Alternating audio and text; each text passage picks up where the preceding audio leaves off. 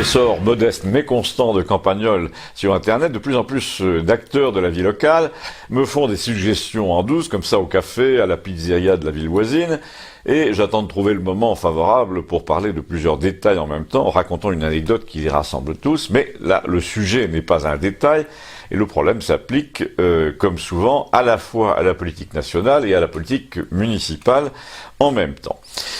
Il s'agit, pour résumer, du mépris avec lequel les gros traitent les petits dans ce qu'on appelle les comcom, les communautés de communes. Pour schématiser encore, les gens qui ont imaginé ce système n'ont pas poussé l'imagination jusqu'à se douter qu'il écraserait les petites communes qui n'ont que 100 ou 200 habitants au profit de celles qui en ont 1000 ou 2000. Alors vous allez me dire, c'est normal, c'est là qu'est la population, c'est donc là qu'est le pouvoir de décision. Oui, mais j'insiste, les gens qui ont mis en place ce système ont laissé aux 2 ou 3 maires là, qui ont une commune bien plus importante que les autres le loisir de mépriser les autres et donc de décider pour eux. Là encore, vous allez me dire, c'est inévitable, c'est la démocratie, c'est la loi du nombre.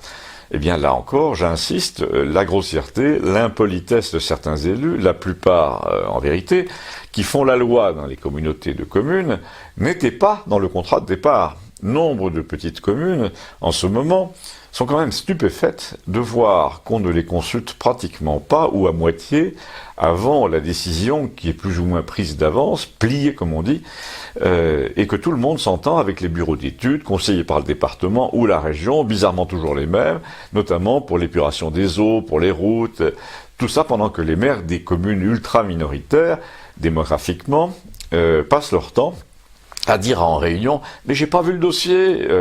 Donc dans la région, à Campagnol, là, nous avons régulièrement un petit maire qui s'emporte dans le journal local pour invectiver nommément un tel ou un tel, et notamment en ce moment le président de la communauté en lui disant textuellement si vous ne passiez pas les réunions à lire le journal et à téléphoner à vos amis du ministère, on aurait peut-être l'impression d'être considéré, mais là nous avons le devoir de dire à nos administrés qu'ils sont traités à travers nous, par vous, monsieur le maire, comme quantité négligeable. On va me demander à moi, et est-ce que vous avez un exemple de ce que vous dites? Eh bien, j'en ai plusieurs, mais je pense à un article en particulier paru dans le journal local récemment, où un petit maire, comme ça, dit au président de la communauté de communes, d'abord, il faut voir combien vous êtes payé. Ensuite, il faut voir comment vous faites voter les autres pour vous augmenter régulièrement. Ensuite, il faut voir combien, pour financer vos dépenses, vous augmentez par exemple le prix de l'eau. Il faut voir aussi que vous êtes 4 communes à décider pour les 9 autres, et à chaque fois qu'on va en réunion, c'est pour apprendre qu'on a un nouveau contractant pour ci ou pour ça, et pour telle et telle raison, dont l'offre est plus avantageuse que les autres, nous dit-on, mais on n'a pas eu le temps d'étudier tous les chiffres, et puis on nous dit qu'on n'y comprendrait rien, ou on nous dit, signez là, il y a des ingénieurs derrière. Et le maire en question, qui avait poussé ce coup de gueule dans le journal local, terminait par, si l'absence de politesse ne commençait pas, hélas, au sommet de l'État, on n'en serait pas là. C'est comme dans les familles, les parents sont des grossiers personnages, et donc les enfants sont mal élevés. Et là, les gros maires des communautés de communes se comportent exactement comme le gouvernement avec les manants. Ils leur infligent une technicité permanente, un verbiage façon médecin de Molière, du mépris, des magouilles et une énorme vanité. Et la conclusion du petit maire, là, était encore plus violente. Ce sont là, disait-il, des pratiques détestables. Et c'est pourquoi, là je vous mets un peu l'accent, nous détestons les personnes concernées.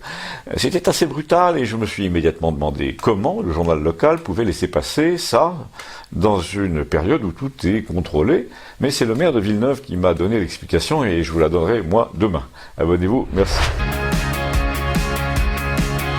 Je vous ai promis hier de vous dire pourquoi les journaux locaux, si frileux, si habitués à caviarder la moindre critique de leurs correspondants locaux quand un incident a éclaté dans une réunion, quand un événement s'est terminé en pagaille générale, quand un bâtiment menace ruine et que les habitants se plaignent, pourquoi, dis-je, les journaux locaux décide de temps à autre de laisser passer une tribune qui va contre toutes les règles de prudence et de modération, où quelqu'un peut donc s'en prendre nommément à quelqu'un d'autre. Par exemple, quand un petit élu se lève en réunion pour dire « Ne comptez pas sur nous, vous avez monté un projet de maison de retraite sur le territoire de votre commune, naturellement, les plans et les financements sont déjà très avancés, on n'a rien vu passer, etc. » Et là, le petit maire en colère, bizarrement, se voit offrir 4 colonnes sur une demi-page dans le journal local pour déverser sa rancœur sans la moindre censure apparente. Alors quand j'ai posé la question à table à Gérard, le maire de Villeneuve, il m'a répondu avec un cynisme épouvantable. Alors là, de 2 choses l'une. Ou le journal veut se payer celui dont on parle, ou il veut se payer celui qui parle. Dans le premier cas, le président de la communauté de communes a énervé tout le monde, donc on laisse monter au créneau sans censure préalable un petit maire qui lui dit ces 4 vérités.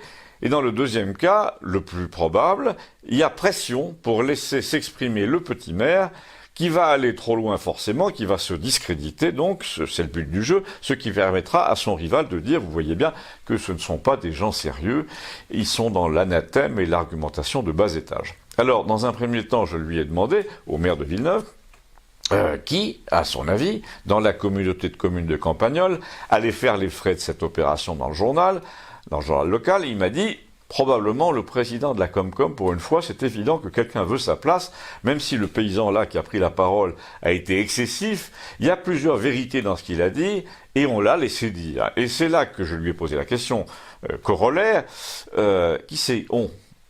Vous dites on a laissé dire pour amoindrir l'influence d'un tel, mais qui tire les ficelles quand le journal laisse passer des invectives pareilles, alors que d'habitude il a peur de son ombre? Eh bien, me dit-il, ce sont ceux qui ont intérêt à faire tomber le président de la communauté de communes, qui donc, la préfecture par exemple, la préfecture est toujours très forte pour laisser passer des trucs dans le journal comme ça, ou pour les retenir, ça dépend. Il faut voir qu'en France, localement, il n'y a pas que le pouvoir des élus, il y a celui, disons-le, des services de l'État qui les font chanter. Bon, on lui dit, mais c'est quand même grave ce que vous dites, il y aurait donc des préfets qui font pression sur les élus en les menaçant des foudres de l'État. Mais non, pas des foudres, des contrôles, des audits. Et si le maire résiste, comme vous le soulignez, on voit donc paraître une tribune dans la presse locale, inexplicablement non censurée, où un quidam se paye la tronche du type en public. J'étais venu avec un ami peintre ce jour-là qui essayait de décrocher un contrat avec la mairie et qui a conclu « Eh purée, il y a des fois des trucs qu'on ne peut pas croire. Hein. » Eh bien, ce sera notre conclusion. Abonnez-vous, merci. Si je me souviens bien, je vous ai parlé de 2 ou 3 vendeurs itinérants qui font les marchés, les places de village, etc., les vides-greniers.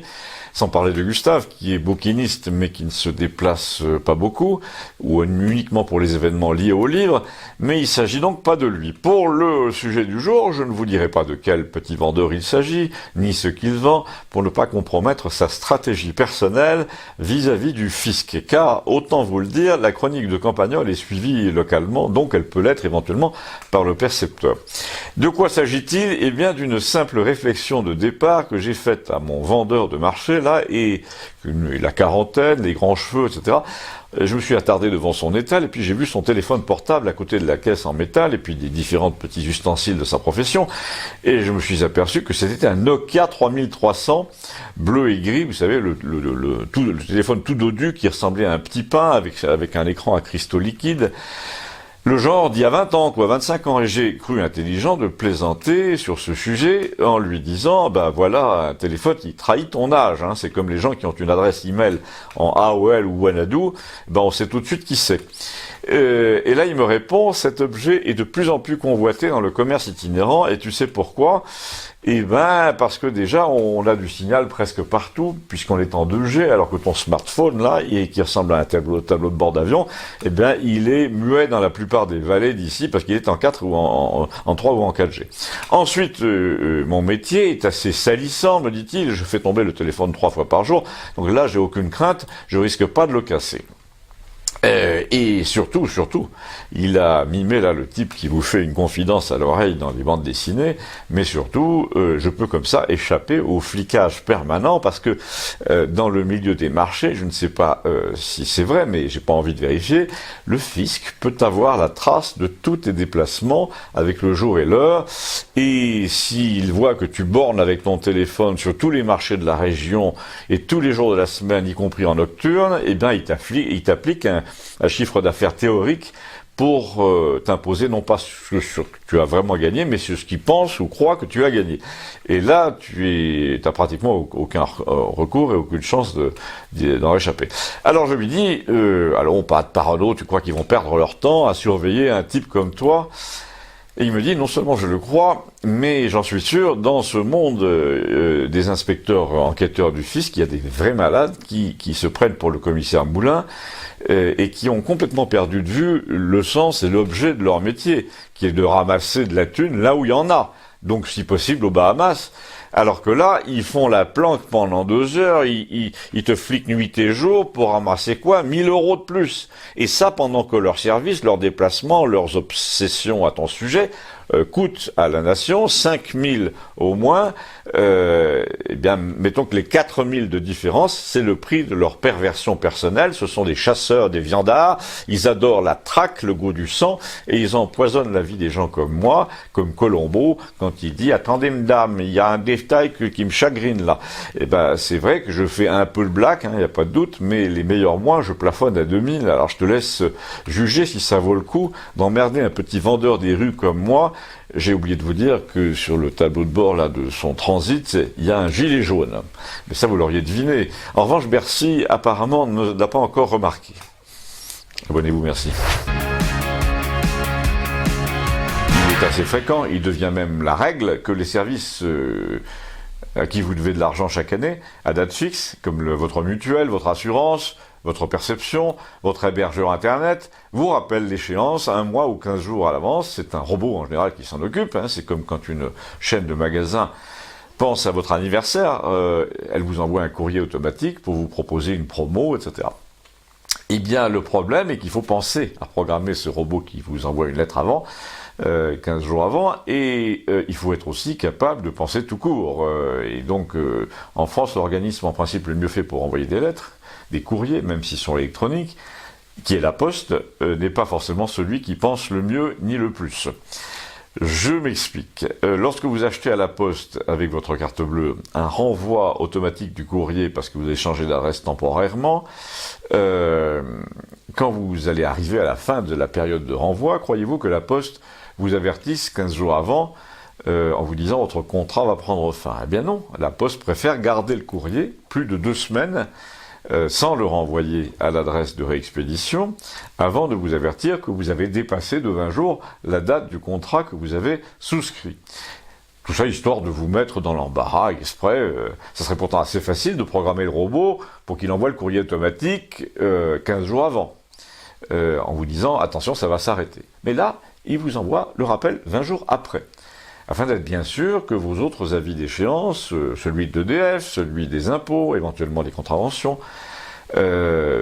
qui arriveraient encore par courrier terrestre, soient bien en retard, 2-3 semaines, donc entraînent une majoration, par exemple dans le cas d'une contravention, parce que la Poste, qui est un véritable service public à cet égard, et un symptôme de ce qui arrive à la France entière, n'est pas mécontente de vous prendre en défaut.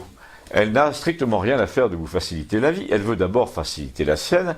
En ce moment, par exemple, elle descend dans la rue sans arrêt au moindre prétexte, en nous disant les retraites ceci, les salaires cela, mais quand on lui dit des choses simples comme celles que vous venez d'entendre, c'est-à-dire l'histoire du renvoi de la Poste, comme le fait par exemple qu'on ne dépose pas sans sonner parce qu'on est un facteur paresseux ou pressé, un avis de recommandé avec exigence de se présenter au bureau pour une personne de 90 ans qui n'a pas de voiture et qui doit s'y rendre ensuite avec un voisin dans l'après-midi pour apprendre une fois au bureau que la lettre ne sera en fait disponible que le lendemain et qu'il faudra revenir. Eh bien, quand on lui dit tout ça, la Poste, dans un article de journal, dans une chronique sur Internet, dans un sketch, elle ne change strictement rien à ce qu'elle faisait avant. Elle ne fait rien du tout, elle continue à glapir nos salaires, nos retraites, et pour le reste, elle nous dit « je ne suis pas payé pour vous être agréable ». Donc, 6 mois après avoir signalé ce problème de réexpédition, comme je viens de le faire, pour le renvoi du courrier, elle continue à n'en tenir aucun compte. Du coup, vous vous dites que quand les comptes, les vrais, seront soldés un jour ou l'autre, ce sera probablement plus brutal et il n'y aura pas non plus de lettres d'avertissement. Abonnez-vous, merci.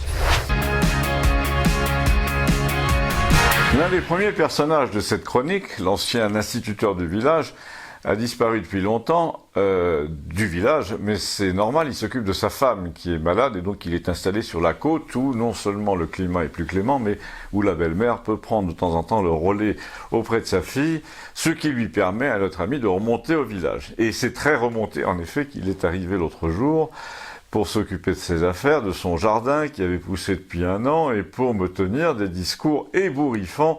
Pour un ancien socialiste, son mécontentement à lui emprunte 2 axes faciles à comprendre pour un ancien instituteur.